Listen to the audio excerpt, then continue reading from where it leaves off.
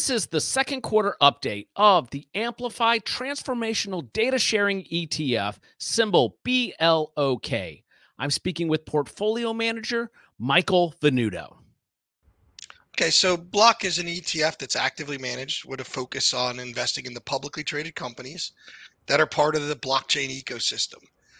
That's how we get from the name Amplify Transformational Data Sharing ETF. It's all about how are we going to change how data is shared, and the blockchain is the key to all of that. Excellent. So when you look at the Block investment strategy today, has it changed since its launch several years ago? Not at all. We started out by trying to focus on pure plays and then tangential plays. We call them core and non-core. Companies that are investing heavily in the space or trying to get into it as a hedge, those tend to be non-core. And the core is the ones where the majority of the revenue is coming from things going on in the blockchain. Great example would be something like Galaxy Digital, which is Michael Novogratz's company. It runs the entire ecosystem of the blockchain universe.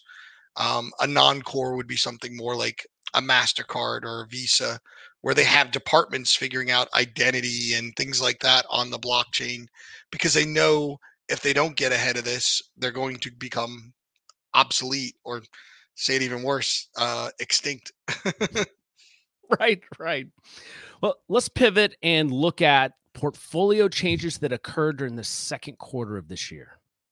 Yeah, the second quarter of this year was, call it, extremely volatile. Like just the month of June. In the month of June, Bitcoin, as kind of the North Star of the world of crypto and blockchain, was down like 40%. Block as a portfolio was down a little over 20%. Now, I'm not super excited or proud of that, but that's part of the difference, right? We want to have the beta to what's going on in crypto, but we're really investing in the underlying technology. So there weren't a ton of changes in the last quarter to the portfolio. Um, we noted in previous interviews that we went a little more conservative back in December, and we've continued that conservative slant. So at the top of the portfolio, you'll see things like CME, which is kind of the only way to short Bitcoin, right? Or the go-to way for traditional finance to short Bitcoin. And you'll see things like Silvergate, which, here at the beginning of the third quarter is coming out with amazing earnings and is doing quite well. And you'll see IBM or Accenture, but you'll also see Core Scientific, our convertible bond there. You'll also see MicroStrategies. So we've done a concerted effort to continue to find new investments, things like Nubank, while limiting the downside as much as we can by looking at private blockchains and things like that during what has been a very horrible bear market for the underlying commodity, which is crypto, that is part of the blockchain ecosystem. Could we go a little bit deeper on a couple of those holdings? I know that MicroStrategy is a very popular name in that space. What is the investment thesis today and any concerns you may have for that holding? Yeah, MicroStrategies, look, we look at that in our portfolio. We put it in a segment that we call exposure. It's our way of getting exposure to the movement of Bitcoin, right? And Bitcoin is the largest protocol in the blockchain ecosystem. There's a lot of rumors about, if it hits this number, he's got a margin call. It hits that number, it gets a margin call. I don't think any of these people making these rumors were talking with his CFO and looking through the debt and the mezzanines of it and where the triggers are and where the dates are. My team was. Dan Weisskopf and I met with them multiple times. We looked through it. We sat down with Mr. Saylor in February in South Beach and went through things. I feel very comfortable that he has invested in Bitcoin in a prudent way. In fact, leverage is always dangerous. I wouldn't call what he's done is really leverage. He's done an amazing job of taking out loans that are tied to the price movement of his stock. The covenants do not seem very cumbersome, and it's allowed him to own Bitcoin and not really have any leverage concerns unless we get into amazing black swans. I'm talking south of 4,000 Bitcoin. Another holding I'd really like to talk about, and this just the overall picture. Dan Weiskopf and I attended Consensus this year, which was about a month and a half ago. Call it late June, I think it was. 25,000 people get together, and at that time, that was the week that Bitcoin fell from 30 to 40,000. I mean, from 30 to 20,000. So you would think there'd be panic in the streets. No, no, there are hundreds of people, thousands of people at all these booths. These booths look so much nicer than they do at an ETF conference. These people, they have much bigger budgets, and you've got these companies you've never heard of. And then you have things like Customers Bank, one of the bigger positions in our portfolio. They're at the center with probably $100,000 booth, wanting the world to know that they want to bank you if you're in the blockchain industry. And there's a booth for CME and FTSE Russell and NASDAQ and all the TradFi folks. And then all the miners, Hive and HUD 8, and then all the metaverse, and then things like CompuSecure, which is in our portfolio. So we got to see that whole world where the commodity price is collapsing, but the business case was just going through the roof. Everybody was figuring it out and didn't care that a whole bunch of level 2 protocols blew up, Luna and Celsius and whatever. We also, Dan and I, took a trip from Austin, which is where Consensus was, to Rockdale, Illinois, which is where one of Riot's biggest mines are, Riot Blockchain, one of our favorite miners out there. They're not selling at the moment, which is impressive. And we've got to visit the Whinstone mines. And for the first time, I got to see what's called immersion technology. I've seen a lot of Bitcoin mines. I've never seen immersion technology before. Chad, who runs the facility, who created the facility, he educated us on how he's working with the grid, on the energy, and that some days it's more profitable for him to sell energy back to Texas than it is for him to mine Bitcoin. He thinks of himself as an energy arbitrage company.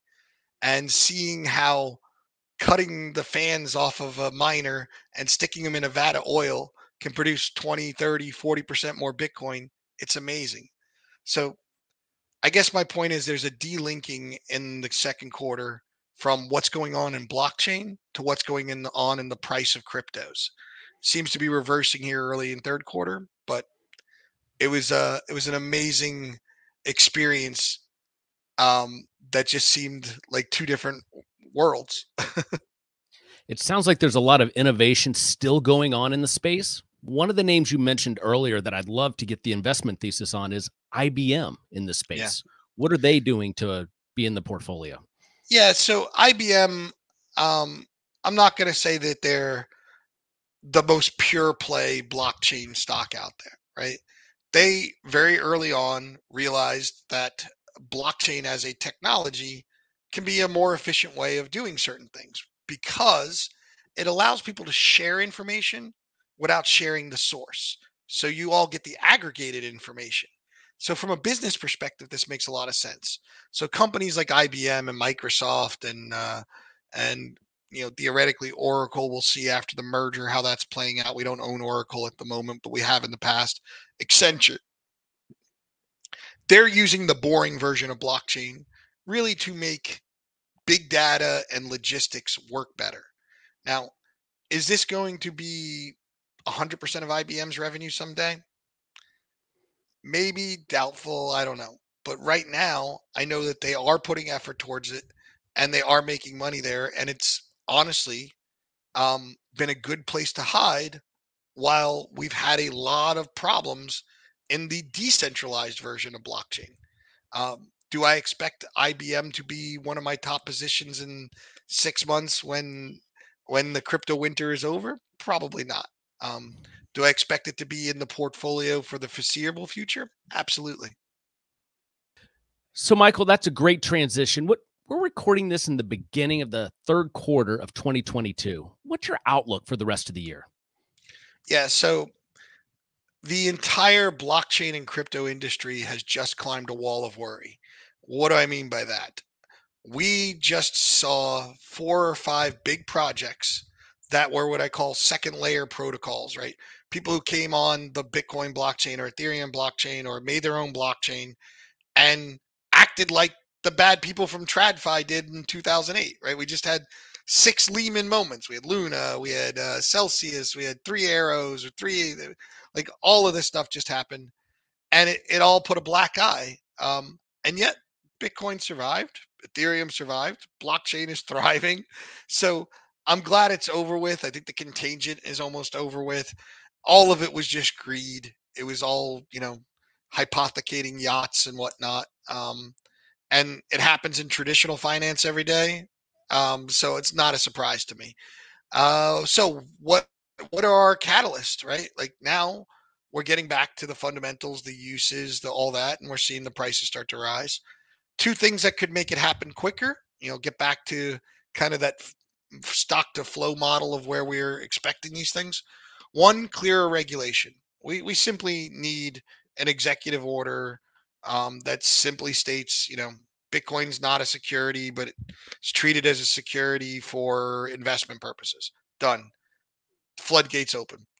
The other possible situation is Powell flinches. The Fed says, "Well, you know what? Maybe we can't raise rates as many times as we said. Maybe there's a little dove in my pocket here. I don't know." That happens, I think crypto rallies. Other than that, it's just the steady climb of reality. It's the steady climb of the hashing, the steady climb of the development, the steady climb of the transition of businesses. So that's how I see it. Excellent. Thank you for your time, Michael. To learn more about the Amplify Transformational Data Sharing ETF, symbol BLOK, please visit bloketf.com.